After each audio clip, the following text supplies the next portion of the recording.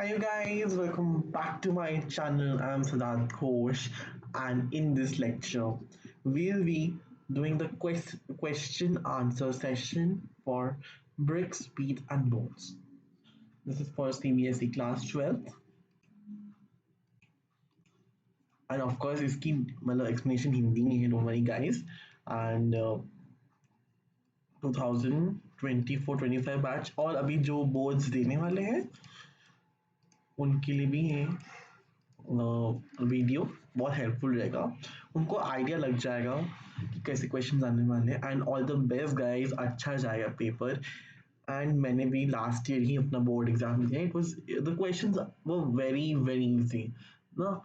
आपको बस पढ़ना है, मेहनत करो और आपके मार्क्स बहुत अच्छे आएंगे.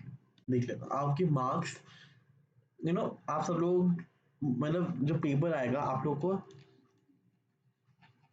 बहुत इजी होने वाला है. डोंट वरी, आप कर लोगे, टेंशन नहीं लो, बस मेहनत करो और पढ़ो.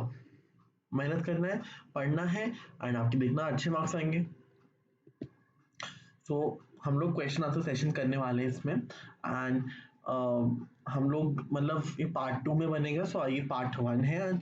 इसमें वी विल डू 6 क्वेश्चंस. तो हम 6 क्वेश्चंस इसमें आज समझेंगे. एंड बाकी के अदर क्वेश्चंस जो होंगे हम देखेंगे.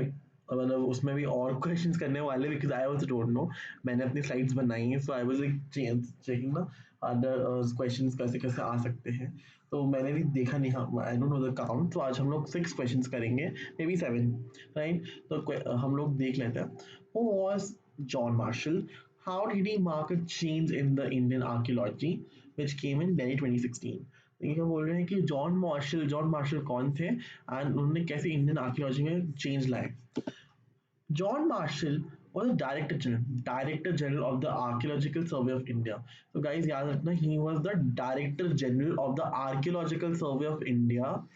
His contribution in the Indian archaeology can be understood by the following points. तो हमें हम points पढ़ेंगे, देखेंगे कि उनका contribution क्या रहा Indian archaeology में. He announced the discovery of new civilization, that is IVC, Indus Valley Civilization. उन्होंने discovery किया new civilization, and he held the preservation or conservation of Sanchi stupa. उन्होंने मतलब जो सांची स्तूपा है उसको एकदम प्रिजर्व करके रखा था. एंड उन्होंने न्यू सिविलाइजेशन ढूंढा, which is the Indian valley civilisation. First question तो ये. सेकंड है, how have historians provided how have president provided insight into the new subsistence strategies of the Harappan culture? ये जो हड़प्पन कल्चर था उस time में, तो हिस्टोरियंस ने कैसे मतलब so सारे एविडेंसेस हैं, है ना. एविडेंसेस जो न्यू इंसाइट जो एविडेंसेस है, कौन से मतलब जो हड़प्पन एविडेंसेस हम लोग समझेंगे कि जो सबसिस्टेंस स्ट्रैटेजीज हैं जो हड़प्पन कल्चर में लग रहे हैं, तो उनको कैसे पता चलता है historians. So first, according to historians, mature Harappan culture developed in some of the areas occupied by the early human cultures. These cultures also shared certain common elements, including subsistence strategies. For example, they had a wide range of plant and animal products. कि first तो ये है कि wide range of animals and plant and animal products के, जैसे fish हो गया, meet हो गया, वीट भी खाया, मीज, millets, pulses, rice and other eatables. First point तो ये हो गया कि उन्होंने wide range of plant and animal products खाए, जो फिश इंक्लूड करते हैं मीट, वीट भी है, मेज, millets, pulses, rice and other eatables. First is cattle, sheep, goat, buffalo and pig were domesticated by the Harappans for their sustenance. I'm so sorry guys. तो जो cattle थे, sheep थे, है ना, वो डोमेस्टिकेटेड किए हुए थे हड़प्पन्स ने for their sustenance. Sorry. The evidence of wild species like boar, deer and ghani have also been traced from the remains of bones, but it is not sure whether the Harappans hunted these animals themselves or obtained meat from other heating community. एक और ऐसे evidence हैं जैसे wild species, जैसे bore हो गया, dear हो गया, घरियल हो गया, तो उसके trace from the remains of bones, but वो ट्रेस किया गया है उनके बोन्स, मतलब जो वाइल्ड फिशेस के बोन्स है, बट श्योर नहीं है, but they not sure whether वो हड़प्पन ने हंट किया है और कहीं से ये ऑब्टेन फ्रॉम द हंटिंग, कहीं से और ऑब्टेन किया हुआ है. So this evidence like they not sure. The last archaeological evidences suggested the oxen were used for plowing, and two different crops were grown together. As most of these sites are located in semi-arid lands, it is evident that water from canals as well and wells are used for irrigation. कि ये भी है कि उनको और evidences मिले कि जो oxen था, they were used for plowing and two different crops were grown together. कि अलग-अलग crops use किए थे, and oxen was used for plowing. तो जो स्टेट्स साइट्स थे वो सेमी एरिड लैंड्स थे. So it is evident water from as well as use for irrigation, जो that water use to come from canals and wells, की water canal से भी आते थे, वेल से भी आते थे, और इरिगेशन के लिए भी यूज किए जाते थे.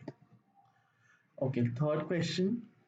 The archaeological records provide no immediate answer to the Harappa Central Authority. Analyze different views given in the same. कि अब यहाँ क्या बोल रहे हैं, यहाँ बोल रहे हैं कि जो आर्कियोलॉजिकल रिकॉर्ड्स थे वो कोई इमीडिएट आंसर नहीं देता टू द हड़प्पा सेंट्रल. तो एनालाइज डिफरेंट व्यूज, कि अलग अलग व्यूज थे गिवन द सेम, कि कोई इमीडिएट डायरेक्ट आंसर नहीं है. तो हमें वो एनालाइज करना है different views given the same, कि अलग अलग जो व्यूज दिए हैं भाई, है ना, उसको सेम, कि आर्कियोलॉजिकल जो रिकॉर्ड्स है वो ऐसे डायरेक्ट आंसर नहीं देगा. तो let's see. If we want to analyze the concept of central authority of Harappan civilization, the archaeological provide no immediate answer. कि archaeological findings में records में आपको कोई direct answer नहीं मिलेगा. The concept of central authority. In support of these, some reasons have been given by archaeologists. कि ये जो reasons हैं वो archaeologists ने दिए हुए हैं. First point, at the site of Mohenjo-daro, a large building was found, but there was no such specific evidence which could not have any association. कि मोहनजोदारो में लार्ज बिल्डिंग्स मतलब मिले थे, बट कोई स्पेसिफिक एविडेंस नहीं है, उसमें कोई स्पेसिफिक एविडेंस नहीं दिया हुआ है. सो which would have any association, कि उससे कुछ associate किया हुआ है. A stone statue was found at the site of Mohenjo-daro, labeled as a priest king. It was so because archaeologists had prior information of such statue found at the site of Sim, which was labeled as the priest king, but till date the ritual practices of Harappans have not been understood. So there are no reasons whether those who performed ritual practices also held some political part. अब एक stone statue मिला था जिसको बोला थे priest king, they were called priest king, but archaeologist को कोई ज्यादा हर प्रायर इंफॉर्मेशन कि ज्यादा उनको नहीं मिला था, ऊपर ऊपर की इंफॉर्मेशन मिला, level of the priest king. But till they ritual practice have not been understood, कि जो रिचुअल के वहाँ के रिचुअल प्रैक्टिसेस होते थे हड़प्पन के, वो अभी तक समझ नहीं आया आर्कियोलॉजिस्ट को. सो कोई रीजन नहीं बोल सकते ना why they perform ritual, as also held some political power.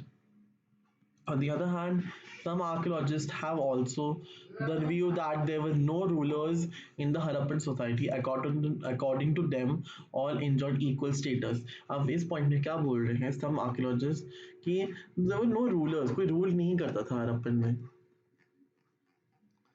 There were no rulers, तो सबको equal status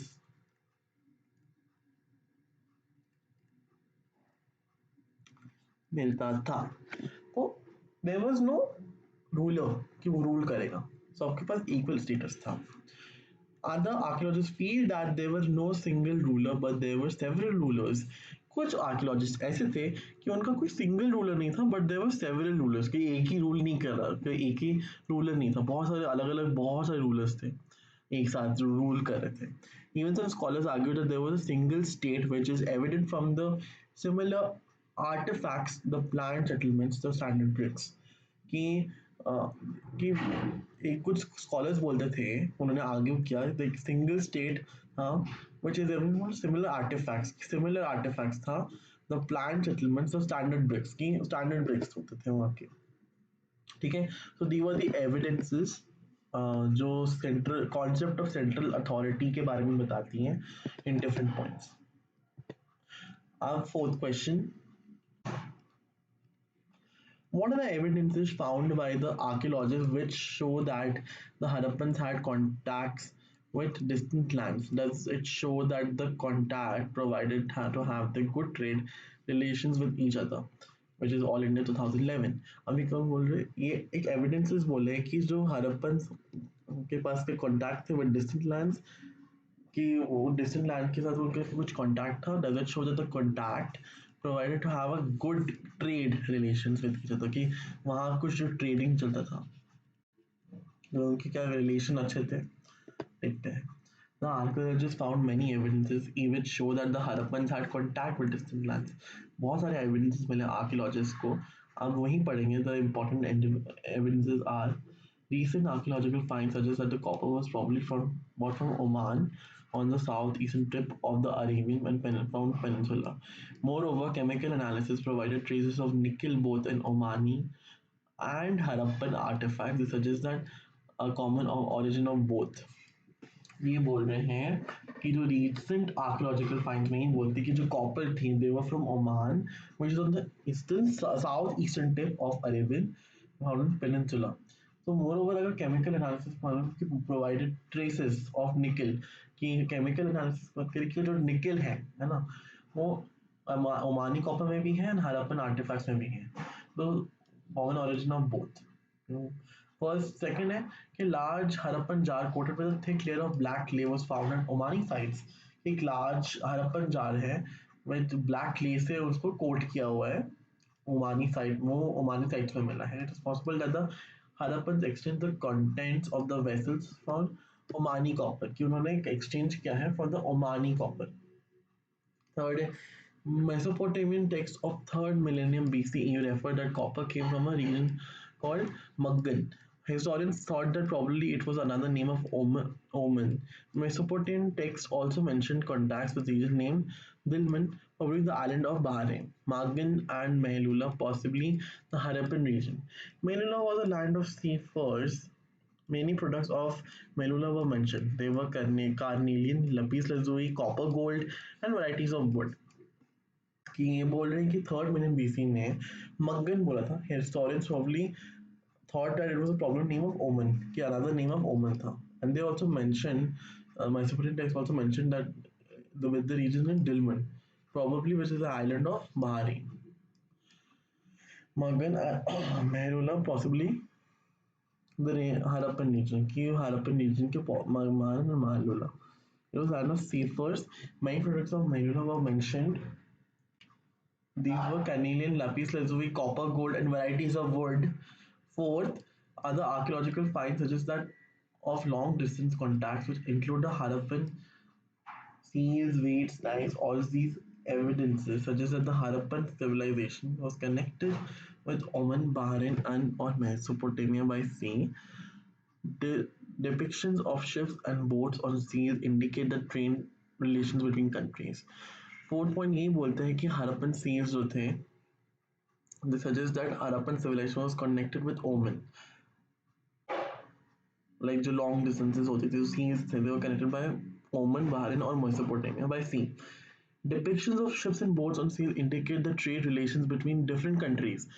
Ships का depiction, boats का depiction ना, they were had good trade relations with different countries.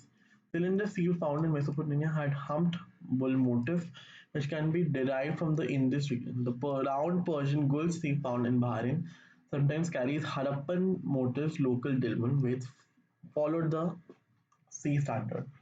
So cylinder sea found in Mesopotamia वो भी मतलब derived from the Indus region, where the round Persian gull sea found, which was found in Bahrain, sometimes carries Harappan motifs. Harappan के जो motifs थे, local Dilmun ways followed the Harappan standard. ये जो Harappan standard था वो follow करते थे. So guys, ये वाला question जो है इसमें बोल रहे जो factors, what factors in your opinion are responsible for the collapse of Mauritian जब Harappan civilization, how did it come to an end? Harappan civilization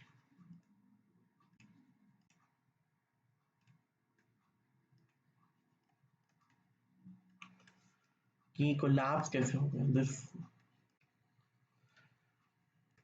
मैं अगर आपको इसे समझाऊँ कि ऐसे तो हमें कोई there is a strong that by 1800 BCE, most of the Harappan sites like Cholistan had been abandoned. कि इसको abandon किया था. Simultaneously, there was a growth of settlements in Gujarat, Haryana, Western Uttar Pradesh. At the time, distinctive artifacts of civilization like ways, special beads, writing long distance trade, craft specialisation disappeared कि सब disappeared हो गया है ना जो growth हुआ था of settlements in Gujarat Haryana western Uttar Pradesh right तो कुछ रीजन देख रहे थे कि कोलैप्स कैसे हो गए to decline of mature Harappan civilian कुछ वैसे बोलते क्लाइमेटिक चेंज डिफॉरेस्टेशन है excessive floods shifting and drying up of rivers overuse of the landscape.